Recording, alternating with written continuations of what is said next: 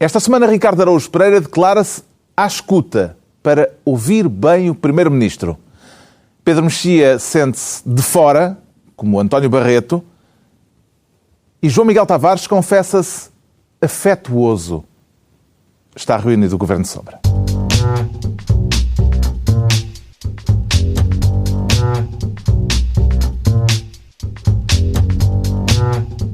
Ora viva, sejam bem-vindos no final de uma semana em que se soube alguma coisa, mas não tudo, sobre a estratégia orçamental do Governo. Vamos falar disso mais adiante neste Governo Sombra em que o Ricardo Araújo Pereira quer ser Ministro da Maçadoria para tutelar os maçados ou os maçadores, Ricardo Araújo Pereira? Eu quando tutelo, Carlos, vai to date. To date. E, portanto, é para tutelar tudo. Constato que decidiu adotar o vocabulário do Primeiro-Ministro. Adotei, sim, senhor. Foi uma palavra usada na entrevista à SIC, naquela conversa de dois bons amigos na SIC. Maçou-se a ver a entrevista de Pedro Passos Coelho?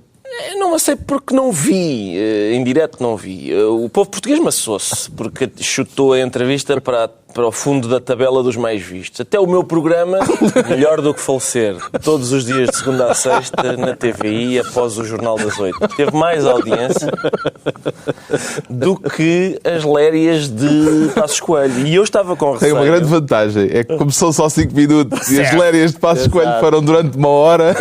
Bem sei, mas há uma grande desvantagem. Lérias era uma citação. E há fado também, aí há um paralelismo. Atenção, tem uma grande desvantagem o meu, que é as ficções de Passos Coelho são muito mais imaginativas do que as minhas.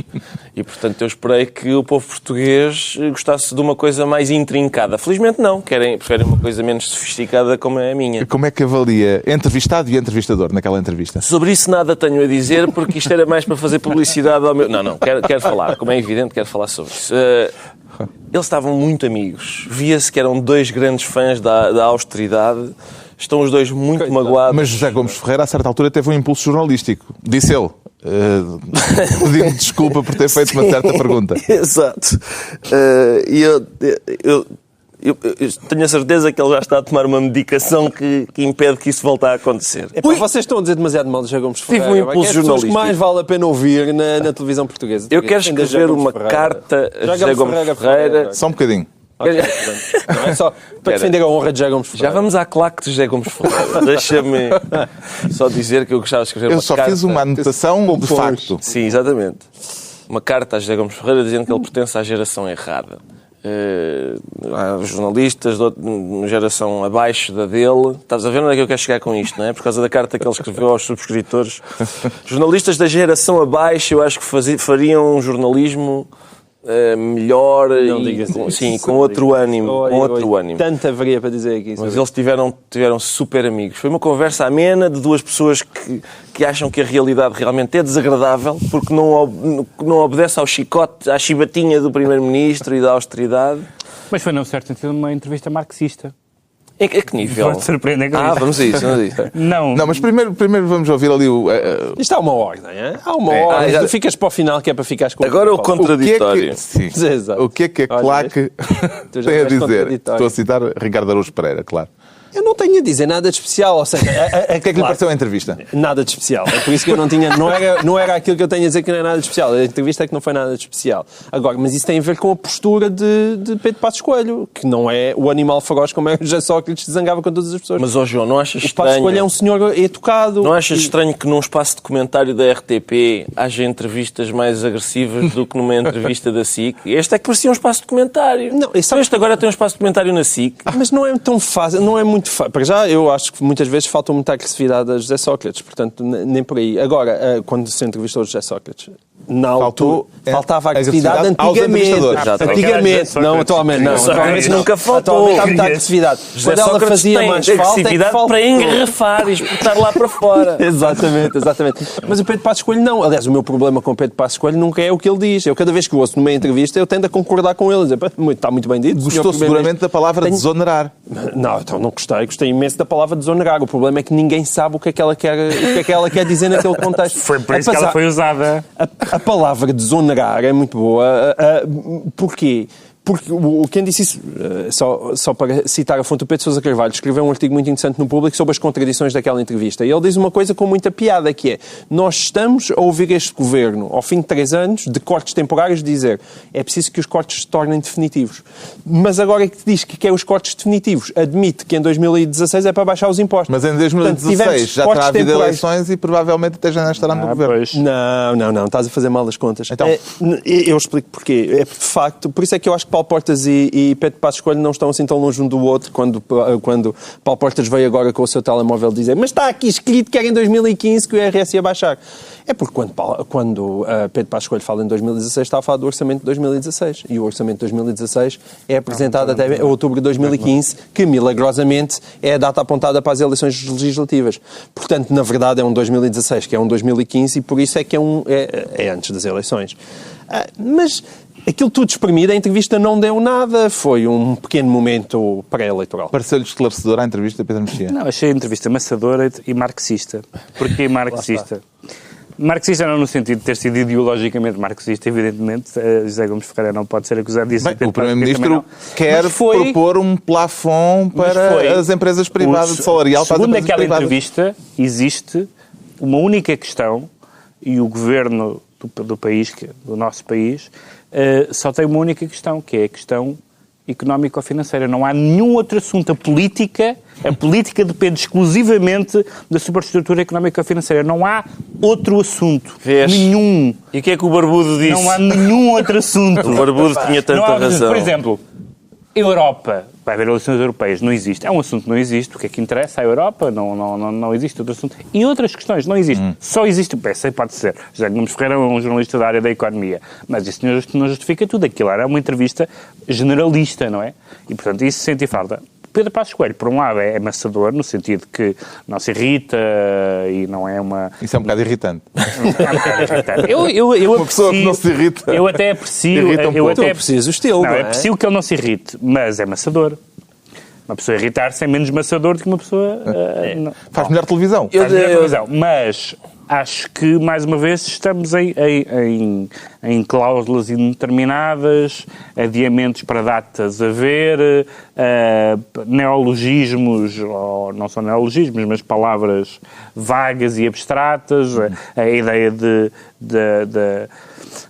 voltar atrás, mas não voltar exatamente ao sítio onde se deixou, de uma coisa que era temporária, mas que afinal é semi-definitiva, vai repor a situação anterior, mas vai haver plafondamentos e vai haver indexações ao crescimento, etc. Portanto, sim, nunca... tu não percebes nada, tudo exprimido, aquilo não dá nada. Mas eu queria dizer só uma coisa, que era, assim, eu não vi em direto, como é evidente, prefiro ver depois em fast forward, que é, poupa-se muito tempo. Mas o fast forward não deixa de ouvir. Não, é por isso que tu achas que as perguntas não tinham interesse, é porque não estavas a ouvir o som. Vou avançando e ouvindo, mas o vocábulo maçadoria, ao princípio, surpreendeu-me. Eu pensei que era um ramo da maçonaria composto por gente chata. Pensei que era pessoas de avental a falar sobre, sei lá, filatelia. Sabes que há uma certa sobreposição. Pois, eu sei bem disso. A propósito da entrevista de Passos Coelho, o Ricardo Araújo Pereira escolhe então ser Ministro da Maçadoria e o Pedro Mexia, vamos continuar ainda a falar da entrevista, o Pedro Mexia quer ser Ministro TIR. Já tem a carga pronta e metida em contentores? Não tenho a carga. Uma discreta homenagem aos chutes e pontapés. Vais cantar? Não vou cantar. Pois é, João Miguel. Não, porque eles depois gozam comigo. E eu sou uma pessoa psicologicamente frágil. Ainda não chegamos à véspera desse dia que eu quero. O seu TIR é a sigla de Transporte Internacional Rodoviário? Não, é a sigla de Termo de Identidade e Residência, que é uma medida de coação. E a quem é que se implica? A quem é que se aplica? Foi uma medida aplicada, comunicada ao país, num exemplo interessante de abertura do Poder Judicial aos mídia. O Primeiro-Ministro declarou, aplicou a sanção, a medida de coação de termo de identidade e residência ao Vice-Primeiro-Ministro. Disse, Paulo Portas, o senhor não sai daqui até às eleições. O que foi interessante por duas razões. Foi interessante porque, para já mostrou quem manda, não é? A frase de Passos Coelho foi: não estou a contar fazer alterações e disse no elenco governamental. Disse que ele não era um ministro qualquer. E que havia um compromisso, etc. Portanto, o Primeiro-Ministro, por um lado, mostrou quem manda, por outro lado, mostrou que quando houver votos, sejam separados ou juntos, o CDS faz, evidentemente, parte deste governo e desta governação e não pode afastar-se do balanço do governo nessa altura e, sobretudo, aparentemente, acho que isso é o mais relevante, eliminou,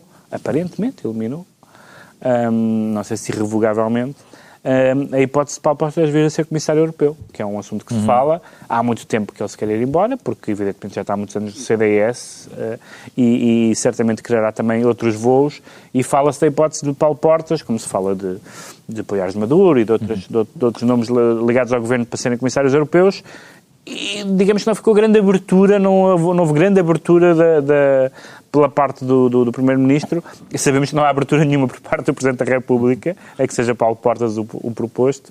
Portanto, vai-se lá saber porquê, não é? Vai-se lá saber porquê. Tem umas contas a ajustar. Passos Coelho conseguiu matar o zum-zum da ida de Paulo Portas para Comissário Europeu com esta declaração, João Miguel Tavares? Sim, porque, aliás, o próprio Portas já veio confirmar que, desde que tenha saúde e tudo isso, há de continuar no governo. Nós estamos a assistir neste momento... Se ele vai confirmar, então... É porque é irrevogavelmente verdadeiro, não é? Mas nós estamos a assistir neste momento a uma Durão Barrosite extrema da comunicação social. Nós, hoje em dia, estamos sempre a esbarrar em Durão Barroso. Eu abro a porta da despensa e está lá Durão Barroso estava ao meu lado no teatro. Estava? É verdade. Pronto. E era teatro de excelência? Como ensino? Não, ou seja, Durão... Tu vais falar desse tema? Eu não sei bem de que temas vou falar. Mas por acaso é estranho que tu não tenhas falado. Eu estou semi-vivo apenas. Só estás um bocadinho melhor do que falecer. Própria. Essa, pois. O ensino pré-25 de abril. O ensino pré-25 depois foi, mas realmente por acaso devíamos falar aqui. Podem expender 2 ou 3 considerandos. Está bem. Então a gente já expende. Bom, mas dizia eu sobre Durão Barroso que ele está em todo lado e, portanto, também nos está a recordar esse belo momento em que ele decidiu largar o país para ir para a Comissão. É evidente que isto não pode voltar a acontecer. É evidente que politicamente seria um desastre Paulo Portas sair para ir para a Europa. E abandonar o país. Que era assim que seria visto. O arquiteto Saraiva, no editorial do Sol, aqui há semana passada ou há 2 semanas... sempre que é atrasado. Que é atrasado. Sempre naquele seu estilo de dizer o contrário das outras pessoas, disse então ele não havia de trocar isto por uma coisa melhor. sobre a ida de Durão Barroso para a União Europeia. Dito assim, realmente é encantador, mas não sei se democraticamente é a coisa que mais toca no coração dos portugueses. Eu gostava de ver portas na Europa, Ricardo Araújo Pereira. Gostava de ver portas na Ásia. Dito assim, não é? Coisa mesmo longínqua. Era o que eu... Na Oceania. Os antípodas. Exato, era o que eu preferia. Se tem que ser apenas na Europa... Porque, reparem, o Durão Barroso, quando foi chutado para... Ele próprio se chutou, eu não sei como é que ele conseguiu fazer aquilo, mas anatomicamente é quase impossível. Mas quando ele foi para a Comissão Europeia, as pessoas disseram, não, isto vai ser ótimo para Portugal. Espero que estejam satisfeitas essas pessoas que na altura anunciaram isso. Com Paulo Portas antecipo a mesma maravilha. Mas, a propósito de termo de identidade e residência, posso fazer só uma nota marginal sobre Duarte Lima? Uma marginália. Uma marginália sobre Duarte Lima, porque... Outro tema... Sim, que também está com termo de identidade e residência, tiraram-lhe a pulseira, só não pode ir para o estrangeiro, mas ele também não pode, porque se for, imagina, vai para o Brasil, não vai. Portanto, é uma daqueles casos em que a justiça... poupa muitos recursos, porque podem-lhe tirar a pulseira à vontade, que ele não pode pôr o pé fora da fronteira, senão ainda o extraditam. O Pedro Mexia fica então Ministro TIR, termo de identidade e residência. Agora o João Miguel Tavares vai tornar-se Ministro da Esperança. É para falar do Benfica Olhanense de domingo? Como assim? Para isso já nem sequer é preciso esperança, não é? Nunca fiando. Não basta... Ainda não reservaste... Só voltávamos a falar de futebol depois do Benfica ser matematicamente campeão. Até porque o Governo Sombra tem um historial de ficar de monco caído. Exatamente. Temos esse historial. Não reservaste ainda ao Marquês? Não reservei. Mas vai ter este fim de semana. Eu espero que seja. Não nos estraguem a festa. Eu conto, na segunda-feira de manhã, acordar a babar-me para dentro de uma sarjeta em Ibiza, ou assim, uma coisa mesmo. Em Ibiza? Sei lá, uma Não coisa... podes ir para Ibiza tens agora, gravar, pá. Deve ter, mas não interessa, uma coisa mesmo decadente. Mas a taça, aquele 3-1 deu-te estamina para mais 20 programas, não foi? Fiquei contente com a taça, atenção, isto não interessa nada para o nosso programa, mas o resto também não costuma interessar. Foi um ensaio geral para a festa de domingo, ou é a vitória Espero que sim. a meio da semana? Eu fui um ótimo menino na quarta-feira, porque tive uma emergência familiar quando ia a sair para o estádio e tive de resolver a emergência familiar que tinha a ver com questões de saúde, portanto perdi uma parte do jogo e vi a primeira parte em casa e quando expulsam o lateral esquerdo, eu meti-me no carro e fui até ao estádio, portanto acompanhei a segunda parte no estádio, depois de ter cumprido os meus deveres familiares e assisti àquela segunda parte épica. Que bonito. E já com um jogador a menos. Eu tenho lá está, não sou uma pessoa religiosa, mas nisto do Benfica eu creio que há aqui qualquer coisa de cristão. Se eu me portar bem, o Benfica ganha. Então o ano passado deve ter sido um deboche. Eu fui um Palermo ano passado, a culpa foi minha. Deve ter sido um deboche. Então, mas não era para falar de futebol? Não. É para falar de cancro ainda por cima, portanto tem tudo a ver. Ui. Eu sei que é um assunto sensível. Deixa-me começar com os meus prolegómenos. Não mais sensível do que o futebol. Vais ver quantas cartas é que vais receber por causa de termos falado em futebol. Exato, mas deixa-me começar com os prolegómenos, porque a minha excelentíssima esposa é médica e foi durante 10 anos médica no IPO e, portanto, eu sei bem o que é isso do cancro e da luta contra o cancro. Portanto, está a reclamar galões de sensibilidade. Desculpa, sabes, por afinidade. Eu sei disso por afinidade. Não pode ser... Não, é afinidade no sentido em que tu levavas com aquilo também, não é? Quando estavas em casa e com os telefonemas, estou disposto a admitir e tudo isso. Quero falar da decisão do IPO do Porto de passar a chamar-se, mudaram o nome, para se chamarem Instituto Português de Oncologia, ainda IPO, de Oncologia e Esperança. De Oncologia e Esperança. Portanto, agora decidiram acrescentar a esperança ao lado da Oncologia. Ora, eu sei que o IPO, em particular o de Lisboa, tem aquele peso próprio, não é? De quem está ali a jogar a vida e a morte, e tem um peso próprio para muitas pessoas, que ainda é visto de uma perspectiva muito negativa. Agora, eu gosto muito que aquilo seja uma casa de ciência. É uma coisa que eu aprecio. Que é quando oncologia tem esse significado, não é? É uma palavra grega que junta onco, quer dizer massa, olha o meu grego, e ologia, quer dizer saber e conhecimento. E é uma coisa que eu aprecio, gosto e dá-me conforto. Pensava que agora ias acrescentar. E a esperança é parvoíce. Não, a esperança não é parvoíce. O problema, a esperança não é parvoíce. Nunca me ouvi dizer isso. Eu fiquei com alguma... Não é, a esperança não é parvoíce e faz parte. Mas quando nós colocamos a oncologia e a esperança ao lado uma da outra num único nome, isso não faz sentido. Porque esperança hoje em dia não é uma virtude teologal. Isto não é uma citação da Bíblia. Era bonito que fosse, mas não é. Junta-se era lindíssimo, não era? Era bonito. Não, junta-se muito a um certo espírito New Age e uma certa de gente que acha que através da palavra consegue alguma espécie de salvação e de um discurso que tem a espessura de um fio de cabelo. E, portanto, eu não tenho nada contra pessoas que utilizam esse discurso e até para quem esse discurso é uma fonte de conforto pessoal. Mas tenho tudo contra uma instituição que utiliza uma palavra que hoje em dia está tão enxovalhada quanto esperança e maltratada, acho eu, e a coloca ao lado da oncologia, que é ciência, aquilo é ciência. Atenção, o senhor do Conselho de Administração do Porto que tomou esta decisão, ele chama-se Laranja Pontes. Eu percebo que alguém que se chame Laranja e que se chame Pontes seja muito sensível a questões simbólicas no nome. Mas ele não tem culpa do nome. Não, claro que não tem. Não, mas ele não tem culpa do nome que tem e eu percebo que seja isso. Nenhuma culpa do nome. É possível fazer pior do que Laranja Pontes. É possível fazer muito pior. Coito de Pita, por exemplo. Sim. Coito de Pita, exatamente. E já sinto leite pelo rego, não é? Mas agora, por amor de Deus, ele que se preocupe com o seu nome e deixe o nome do IPO do Porto em paz. Vê mais vantagens ou mais desvantagens numa decisão como esta do IPO do Porto, Pedro Mexia? Não tem vantagens nem desvantagens nenhumas. Não, acho que a questão acho que realmente é uma certa cedência a um certo tipo de espírito certo New Age. Espírito. Eu até posso nem ir para o New Age. Posso dizer que de facto existe um lado de anímico e portanto E percebo isso enquanto discurso. Enquanto nome de uma instituição, não quer dizer, não há... Já é que podemos começar a distribuir isso para todo lado. O LNEC podia se chamar Laboratório Nacional de Engenharia Civil e Esperança que as pontes não caiam. Nós já tivemos uma... Acho que não era o Ministério, era a Secretaria de Estado, penso eu, da qualidade de vida. Pois também bem. há assim de vez em quando uns nomes... Acredita nesta ideia de que há palavras que podem ajudar a curar, Ricardo Araújo Pereira? Sim, acho que há palavras que, por exemplo, quando o médico diz liga aí a quimioterapia, essas palavras ajudam a curar, porque aquilo realmente... essas ajudam. Agora, este mambo-jumbo em que uma pessoa acredita que por, enfim, este tipo de coisa... em agosto morreu-me um cão. E eu fartei-me de usar palavras que curam, palavras curativas, e não funcionou. O cão morreu na mesma. Mas eu disse muitas coisas suaves e disse passarinhos... ao ouvido da Lola, disse... Eu fiz o tratamento lexical completo. Fui à internet e recolhi uma lista de palavras curativas e repeti ao ouvido da Lola. Não, o bicho morreu na mesma. Tive pena. O João Miguel Tavares fica, portanto, Ministro da Esperança. Daqui a pouco, o documento de estratégia orçamental.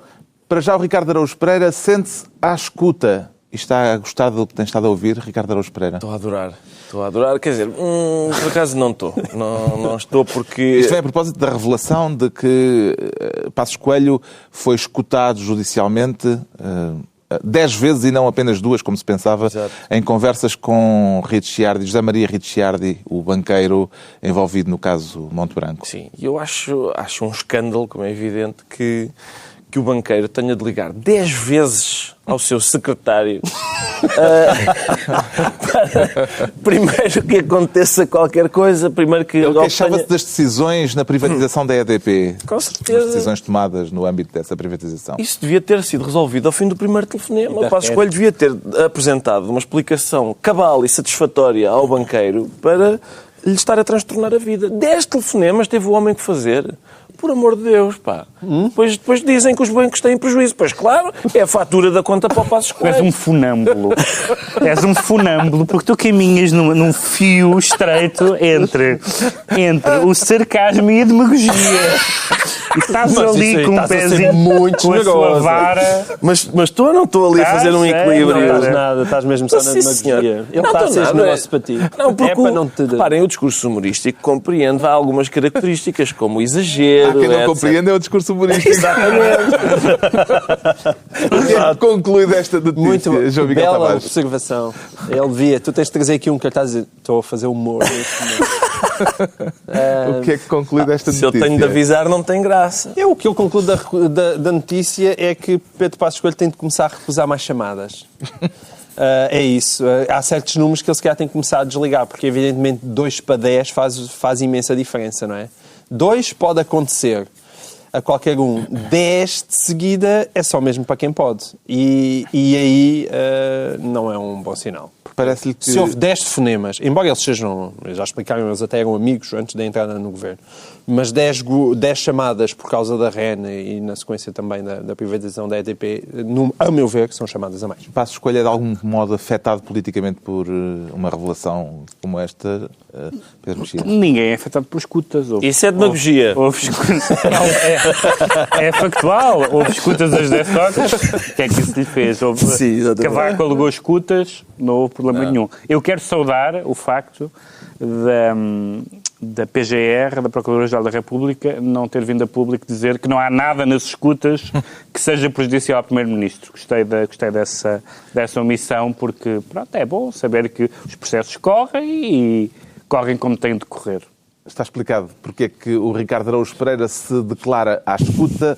Quanto ao João Miguel Tavares, confessa-se desta vez afetuoso. E a quem é que pretende dedicar esse afeto todo, João Miguel Tavares? Ao casalinho Assunção Esteves e Vasco Lourenço. Também vê afetuosamente aquela visita desta semana de Assunção Esteves à Associação 25 de Abril? A verdade é que vejo, porque a Assunção Esteves, mais uma vez, utilizou a palavra afeto para classificar aquele encontro, que foi um encontro de afeto. A Assunção é tão afetuosa, às tantas, foi ela que insistiu para o IPO do Porto ter a palavra esperança também. Eu imaginaria isso como também uma decisão patrocinada por Assunção Esteves.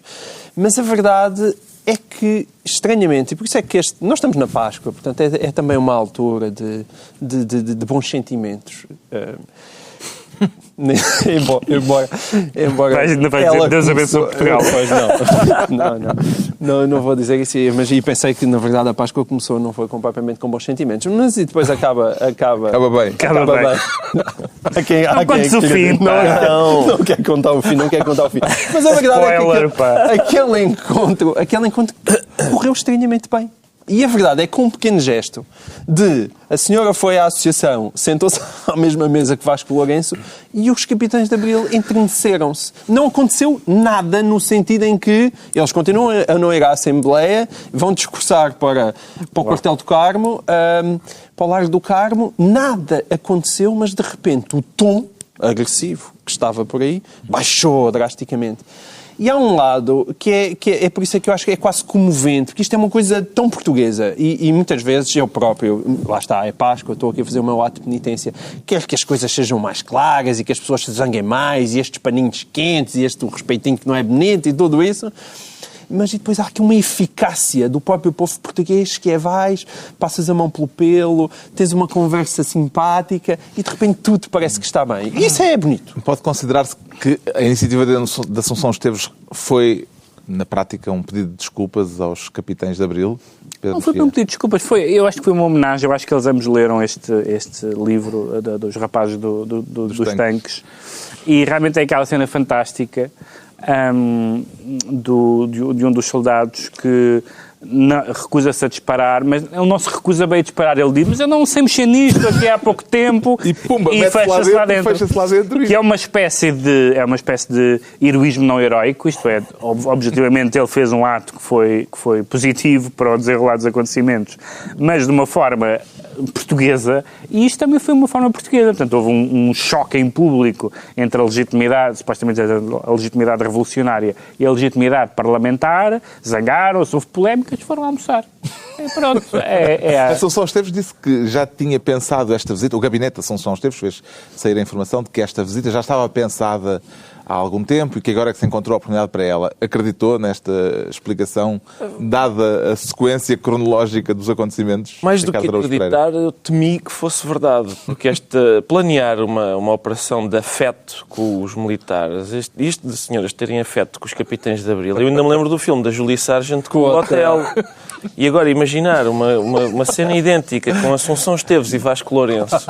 Não sei se estou preparado para ir. Peço desculpa. Eu acho que isso tecnicamente o que acabaste de ter é crime. Só queria avisar. Eu peço desculpa pela imagem que acabei de colocar na cabeça de todos os espectadores. É a segunda figura do Estado, meu amigo. Sim, pois. E portanto eu tive um calafrio quando soube disto, que ia haver afeto. Acha que a revolução pode tardar por causa disso? Justamente, pode. E há várias coisas que podem tardar só por pensarmos neste tipo de... É melhor que estás no fio. Está cada vez pior. Não passes daí, por favor. Depois disto, ainda acreditam que os militares podem, de alguma forma, estar envolvidos nas cerimónias oficiais do 25 de Abril? Para mim, as cerimónias oficiais de 25 de Abril são aquelas que vão ser realizadas à porta. Eu tenho aquela imagem na cabeça e não consigo fazer mais declaração. Eu vou tentar, eu quero ir ao Quartel do Carmo. Para mim são essas as cerimónias oficiais do 25 de Abril. Vão lá estar os militares e tal. Depois os outros senhores, que os militares ajudaram Os senhores que o povo português elegeu. O povo português elegeu. Porque os militares permitiram que houvesse uma... E quem fundou a nacionalidade? Não a posso ver isso. Olha, sabes o que é? Vou a Guimarães com os militares. E aquela parte em que o MFA e a Constituinte não se estavam a dar muito bem? Vamos puxar essa parte para o lado, que não interessa muito, não é? Porque na medida em que não belisca de maneira nenhuma o facto de ter sido por causa deles que tu estás para aí. Já sabemos, portanto, a razão de tanto afeto por parte de João Miguel Tavares. Quanto ao Pedro Mexia, sente-se de fora. E é mais agradável estar fora ou dentro, Pedro Mexia? Ambos em rápida sucessão. Mas o que eu... Não, e depois perguntamos chocadíssimo com a minha insinuação de há pouco. Então, mas no meu não mete figuras de Estado.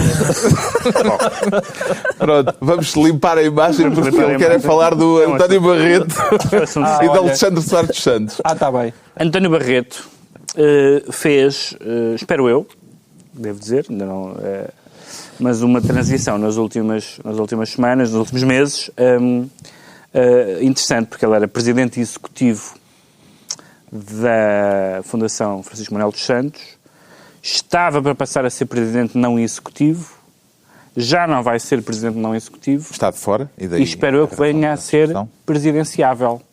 Ou seja, passou de 3 cargos de presidência, um executivo, outro não executivo, para agora estar, disponível. Ele diz que não. Mas onde é que ouviste essa? Onde é que tiraste essa conclusão? Tiro a conclusão de que pessoas cujos cargos terminam nas proximidades de eleições, em geral dizem, olha, não tenho nada que fazer. O de Durão Barroso... Mas o argumento dele não foi... Eu desentendi-me com... Não, eu não estou a falar do argumento dele. Eu não estou sequer a falar das intenções dele. Estou a dizer o seguinte. Estou a dizer que ele estava na Fundação, que aliás fez... um trabalho muito meritório em termos do Pordata, da coleção de ensaios, etc. E do conhecimento da realidade portuguesa, que é uma para o qual o Governo Sombra contribuiu. Exato. Trabalho uma vez Estivemos lá a fazer trabalho. Também. Dos cartazes autárquicos. Exatamente. Agora desentendeu-se com o capitalista, que é uma coisa que dá boa imprensa. E continua a estar em, não sei se terceiro, se quarto, na sondagem de qual é a empresa da sondagem? É a Pitagórica? Exato, é isso. É só para tu gostas de ouvir dizer Pitagórica. Na Pitagórica continua a dá-lo como quarto. Só que o primeiro, o segundo e o terceiro estão indisponíveis, aparentemente, embora sejam mortinhos por... O que é o primeiro, o segundo e o terceiro? Então, o Marcelo... O Marcelo está tão indisponível como o António Barreto. Dentro da tua lógica, que alguém proferir as palavras e dizer eu estou indisponível, não significa estar disponível. Exatamente, por isso o que quero dizer é que o António Barreto está na lista. Isto tudo para dizer que eu não tive voto na matéria. Evidentemente, não faço parte da Fundação Francisco Manuel dos Santos sobre o cargo que António Barreto exercia na Fundação, mas como eleitor terá um voto na matéria sobre o cargo que António Barreto pode ou não vir a exercer. Está a tentar criar a vaga de fundo? Estou a tentar criar a vaga de fundo. Porque eu já ouvi António Barreto dizer 1398 vezes que não queria voltar à vida política. Então não. Então é porque não quer. Mas nós já tivemos esta conversa aqui. Tu vives num momento em que tu digas o que disseres, não conta para nada o que sai da tua boca. Exato. Ok. Vocês tiveram muito tempo. É muito Austin. Em que medida é que estás a discordar de mim? Não, eu discordo disso, porque o António Barreto eu já ouvi dizer 300 vezes que ele não quer e, portanto, tende a acreditar nas pessoas. Tipo, quando as pessoas dizem... Cuidado é que tu tens, pá. Eu sei. Tende a acreditar nas pessoas. Ricardo Araújo Pereira, neste caso, um não candidato pode ser... presidenciável, não A questão, em princípio, é se presidenciável à maneira de Marcelo, de Durão. Ou seja, se este não candidato é um verdadeiro não candidato ou se é um não candidato do costume, que acaba por ser um candidato em vez de um não candidato. Isto é que é um grande elemento do painel, que é quando o moderador não consegue formular a pergunta corretamente... Percebe-se da pergunta e vai buscá-la. Não percebi a pergunta, Carlos, mas... Vamos lá ver. Eu julgo que não. Que António Barreto é um daqueles não candidatos clássicos, digamos, que não se candidatam mesmo. No sentido em que sair de um cargo importante em qualquer coisa ligada com o pingo doce e passar para Presidente da República, quer em termos de poder, quer de remuneração, é cavalo para burro, não é? Não estou a vê-lo a querer fazer... Na verdade saiu, portanto. Ele não está a trocar uma coisa pela outra. Ele saiu. Pois, ele saiu e depois... O João Miguel Tavares é que não o vê como presidenciável. Com pena minha, porque toda a lista de presidenciáveis era aquele que eu teria mais gosto em votar, sem dúvida. Justamente por isso é que eu invoquei. Acho o mais brilhante, o mais independente, tudo. Agora, o senhor de facto já repetiu 1398 vezes que não quer voltar à vida política ativa. Pronto, e ele tende a acreditar nele. É uma das características que eu aprecio. António Barreto é geralmente quando ele fala, eu acho que ele está a falar o que realmente acha. Mas pronto, é verdade, eu só tenho 40 anos, ainda sou muito ingênuo. Ficou claro porque é que o Pedro Mexia se sente de fora numa semana em que o Governo apresentou em Conselho de Ministros o documento de estratégia orçamental. Percebeu como é que se vai reduzir o déficit para 2,5% no próximo ano, João Miguel Tavares? Claro que percebi. Então, isso ficou claro. É cortando na gordura, no açúcar e no sal. Não é? Eu acho que a Ministra das Finanças chegou a uma situação em que já não sabia o que é que havia de fazer.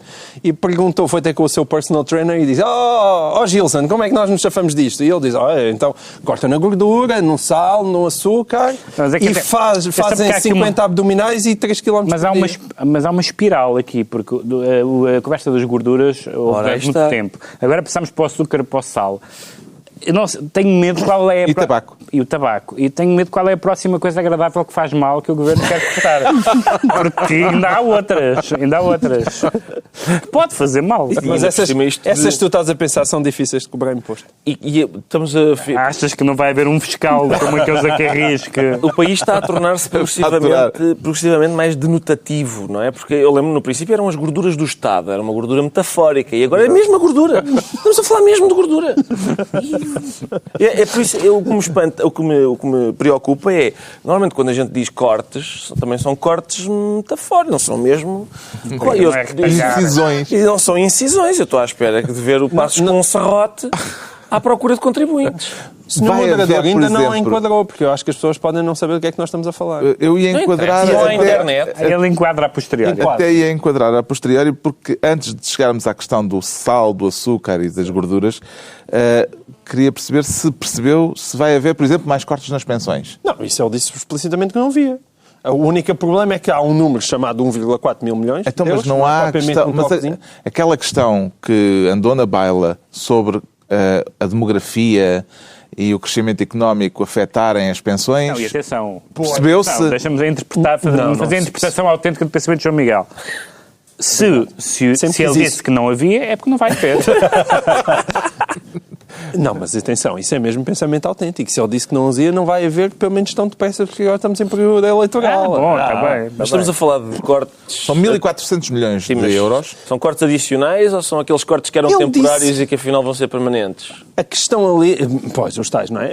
Mas a questão ali é que nós estamos a falar de 1,4 mil milhões. Ele disse que era só nas gorduras do Estado. Ora, ninguém compreende como é que um valor tão alto consegue ainda ser retirado às gorduras do Estado, no sentido em que nos últimos 3 anos, mesmo a acreditar no próprio Governo, foram cortados 1,6 mil milhões. Como é que em 3 anos vai 1,6 mil milhões, ainda por cima com submarinos lá pelo meio, e agora de repente no ano só 1,4 mil milhões? Ninguém acredita naquilo. Eu acho que neste momento também, lá está, há mais um momento de xamanismo, no sentido que Pedro Passos Coelho está a fazer figas para que os juros continuem baixíssimos como estão, da dívida, e que de repente será o país consiga crescer um bocadinho. A reação dos mercados no monitor, como é que os mercados... Às tantas estava a ver num monitor cortar ao lado 1.400 milhões. Eles gostam. Às tantas é. Isto agora é só product placement. Lá, é marcar a atualidade. Exato. Incrível, não estava à espera desta. Não seria mais normal haver um pouco mais de clareza por parte do Governo numa matéria como esta, Pedro Mexia? Eu acho que não há... Parece-me que nessa, como em muitas matérias, não só não há ainda clareza, no sentido que não há certeza da parte do Governo e também não há, em alguns casos, certeza de termos licença para fazer certas coisas, que também é um assunto que é relevante nesse tipo de decisões. Como há uma questão, a gestão do ciclo eleitoral é uma questão importante para um político. E, portanto, neste momento, além tinha dito que se lixem os ciclos eleitorais. Não, mas ele, em própria entrevista, disse que não foi isso e eu acreditei. Porque ele disse, portanto, eu acreditei. Vou só continuar a Vou continuar a glosar essa ideia. A glosar com e sem L. A glosar e a glosar. Mas, por um lado, eu acho que o Governo genuinamente não sabe o que quer e não sabe o que pode fazer. E, por outro lado, há a questão de que há ano de eleições e, portanto, há um ano de docinhos. Mas os docinhos fazem mal. Os docinhos fazem mal, portanto é uma contradição na... Esta questão das gorduras, além do aumento da tributação sobre o tabaco e do álcool, o Ministério da Saúde quer aplicar taxas especiais a produtos alimentares que tenham excesso de sal e de açúcar, já a partir de 2015. Estão em causa bebidas e alimentos sólidos embalados com quantidades de sal e de açúcar superiores a níveis que não foram anunciados. Portanto, não se sabe bem a partir de quanto é que é a mais. Isto foi dito pelo Secretário de Estado Adjunto do Ministro da Saúde, Leal da Costa. Acredita que com isto se consegue realmente encaixar dinheiro para reduzir o déficit? Essa malta do colesterol tem andado a puxar o país para baixo e, portanto... E as análises para cima. Exatamente. A palavra... Antes havia a brigada do reumático, depois é a brigada do colesterol. Exatamente. Eu acho que, repara... Eu padeço. E olha que esta mesa o colesterol deve andar altíssimo. Então, olha, tens andado a comer acima das tuas possibilidades. Pois tem. A palavra salário... E a tua conta. Não, isto é uma coisa interna aqui. É só porque sempre que um membro da equipa chega atrasado tem que pagar um almoço a toda a gente. Um membro. Isso como sou sempre eu que chego atrasado, sou sempre eu que pago o almoço. Mas a palavra salário... E agora a equipa técnica acabou de perceber que eu pago almoços quando chego atrasado, mas não a eles. A tua popularidade atrás das câmaras acabou de ser. Exatamente. A palavra salário vem de sal. Justamente. Aparentemente, acho que bem. Sim, era. Ora, eles já cortaram nos salários. É evidente que a seguir te vão cortar no sal. Isso parece aquela explicação do treinador de futebol que juntou treinador. Mas desta é mesmo verdade. Treinador. Mas achas que foi uma medida etimológica? Foi uma medida etimológica. Vais ficar a ganhar áreos só, é isso? Áreos, sim. E agora vai-se o sal. Vai-se o sal também. Estamos na altura dos decretos. Está a descambar. Pena, o Pedro Mexia decreta maiores de idade. Maiores de idade. Para que efeito? Para ver o governo de sombra, porque este foi terrível.